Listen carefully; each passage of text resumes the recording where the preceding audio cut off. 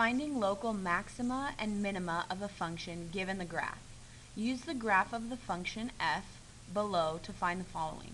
All values at which f has a local maximum and all maximum values of f. If there's more than one answer, please separate them with commas. So I'm just going to go ahead and list my answers after each one of these. Now, these questions might sound very, very similar, but there's an important difference that we have to see.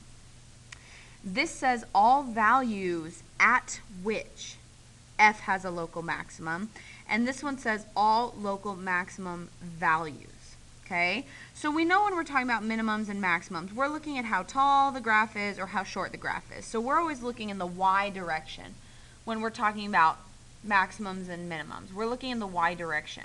So when it says all values at which f has a local maximum, that's when they want to know about the x values. Where does that maximum or minimum happen? Okay, when it says all local maximum values of f, that's when they want to know how tall or how short the graph is. Okay, so if it says all values at which, that's where along the x-axis it's happening.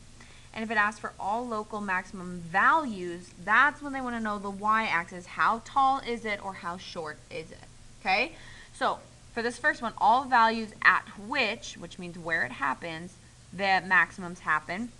I see two maximums on this graph, two peaks. Okay, so when they want to know where it's happening, here this one's happening at -4 and this one's happening at 2. Okay, so at which they happen is -4 and 2. Okay, but the local maximum values is how tall each of these are. So this one is 3 and so is this one. So the maximum value is 3 because that's how tall the graph is.